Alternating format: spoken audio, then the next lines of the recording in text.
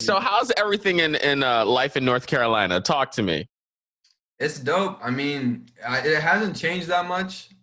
Only thing is like I get recognized when I go outside. Like I just got recognized by two girls when I was at Tropical Smoothie.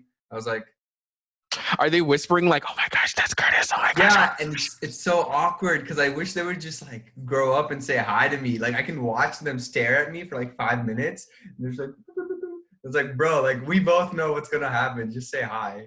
We first of all, we both know what you're talking about, and second of all, just say hi. You look a hella approachable. Do you ever go I'm out of your so way and say hi? If people are staring at me enough, well, I don't want to be cocky, right? I don't want to assume. Maybe they're just laughing at me because I look silly or something, right? Maybe they don't even know me. Maybe they're just whatever. But so I never want to be the guy like, yes, it's me, right? But some you can kind of tell because it's like younger people, and then they start staring at you, and then they start like giggling to each other, and it's like, okay, just I don't think that's cocky. If you just be like, "Hi, how you guys doing?" and then like, not like, "Hey, yeah. I know you're staring because of."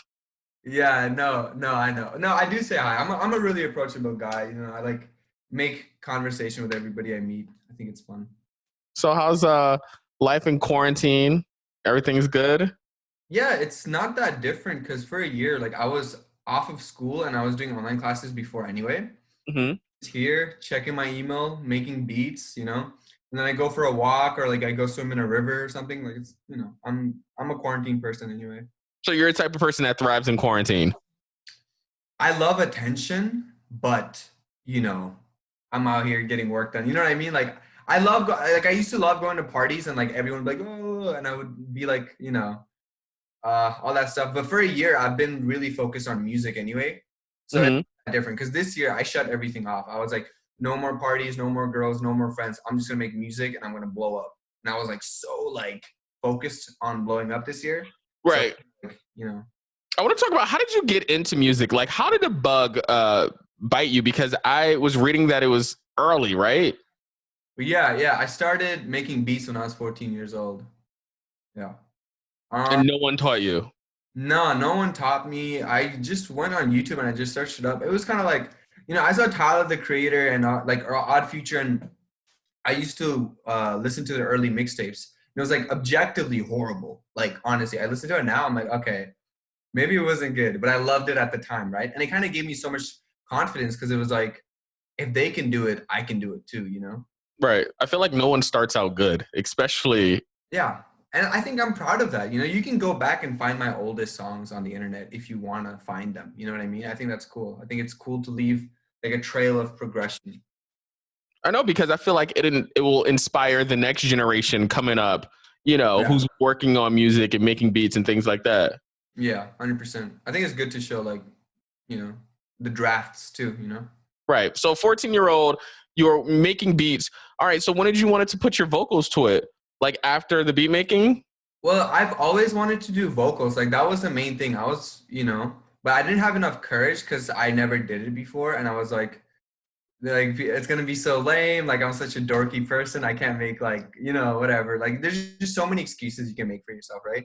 So Hmm. by the time I was 17 years old, I was gonna move to America. So I changed my name and told my mom, like, I'm gonna start making music now. Like I'll start singing and rapping. And then she laughed at me. She's like, there's no way, you know what I mean? Because it's just like I'm the type of person that just like decides like one day, like, yo, I'm gonna be an actor, and I'll just try it, right? And then everybody's like, that doesn't make sense. You've never done it. Like, you don't know anything about it, right? But I think it's a fun challenge, and I try things out. So when I was 17, I started doing vocals, and now I'm 20 years old. So it's been 3 years. Now I've gotten pretty good. I got a song out right now. So Stunning. Stunning. I got a little song out there. I really dig the song. I really love the laid back beat of it. I love the Yeah. laid back lyrics. Um, for someone who hasn't heard Stunning before, let them know what it's all about. It's a dumb song. it's A dumb song. It's fun. It's like really braggadocious. It makes me feel good. You know what's funny is like I wrote it when the day I made like I co-produced the beats for Stunning. I was having a really bad day. I was just feeling so sad about myself. I was just kind of depressed, honestly. And for me, it was like I'm just gonna pretend to be super braggadocious and cocky and just say just some crazy shit to feel good. You know what I mean? And the hook kind of came really easily. I was like, I'm a pretty boy. I'm sorry. I just wanted to You want to have fun. yeah, I just want to have fun. I just want to feel good that day. And it kind of sat on my laptop for like a year because I didn't know what to do with that song because I didn't know if it was good or not. Like I didn't because I make so much songs, right? Mm-hmm. Um, I released it like maybe 7 months or something after I actually made the song. So you released it. People on the internet, they're saying what?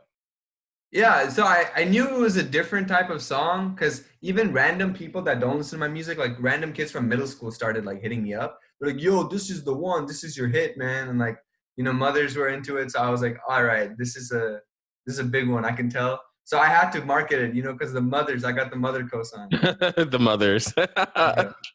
So when you told your mom that, of course, you wanted to move and of course start rapping, she laughed. But how does she feel right now?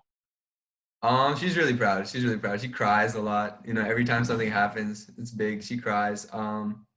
It's cool, man. Like I'm an immigrant and she let me drop out. Like that's insane. Like she moved to North America just so me and my brother could have an education and for her to be okay with me dropping out. Like that's big proof that she's proud of me and she's like, okay, he can do it.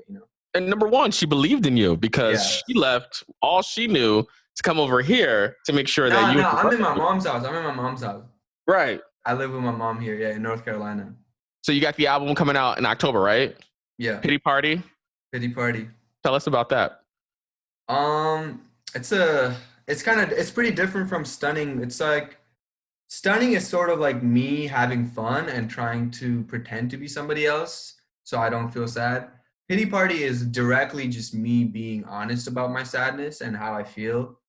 There's a lot of stuff about mental health, being my skin color, immigration, and stuff like that. But when you listen to it, it's not that heavy though. It's like a party because I love making beats. I love like cute sounding songs and like I have pop sensibility. So it's sort of like, it's kind of like sad lyrics, but fun beats, I guess, kind of, you know?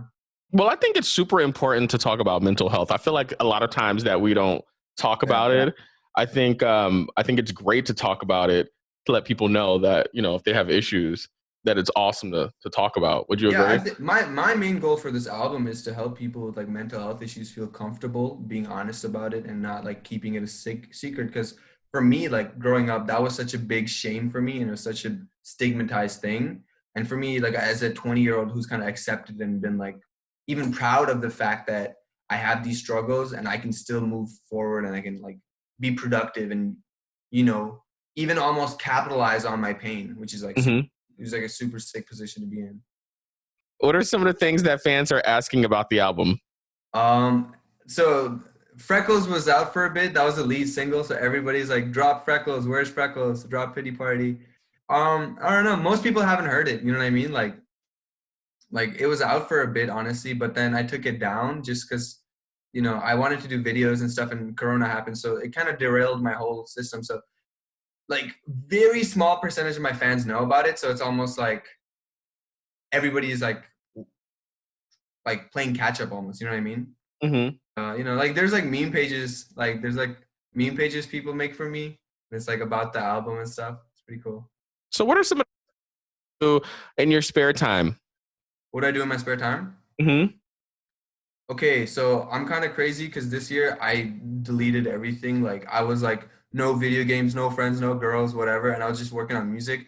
But now that I kind of like have success, I've realized it's so important to be like a normal ass person. So Mm-hmm. I bought Animal Crossing.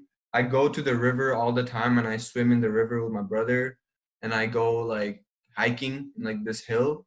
I walk for like a few hours a day, just nowhere. I just choose the direction. I just keep walking. So just being outside is like super important to me because I feel like my life is so internet and it's so algorithm based. Right. It's good to disconnect. 100%. I'm sure it helps too when you're want to write down songs and things like that, or just new things. Yeah. I gotta live my life now because I was in like robot mode all year. Like I was like every song, I was like, I'm gonna do this to blow this up. I'm gonna do this. I'm gonna do this. Like I had a marketing campaign for everything I did. You know what I mean? Mm-hmm. Thing blew up, and now it's sort of like, okay, awesome. You can like be a human being again because I was going crazy. It's almost like work hard, play hard. You worked hard, that one Yeah. year, and now it's time for you to relax and play and do your thing. Yeah, and like it's not even like play hard. Like I play moderately. Like I go swimming. Like that's my play hard. You know what I mean? Like I like Right. do breathing exercises. You know what I mean? It's like it's like normal people. So what's next? What's next? I'm doing a music video this weekend. I'm pretty excited about that. It's The Feelings Tend to Stay the Same. It's the next single. Comes out on the 28th. It's about my ex-girlfriend who wasn't really my ex-girlfriend. We reconnected. I saw her at the store recently. So I've been talking to her a lot. It's been good. I kind of want to ask what happened, but I'm gonna leave. I'm gonna leave that That's a alone. long story. We're gonna be here for hours. We're gonna be here Sounds for like it's hella complicated, and I can't. yeah. Well, you just gotta hear the album, bro. I can't reveal the plot to the album. So the album comes out October. We don't even got a date. Just October. I have to look at my calendar.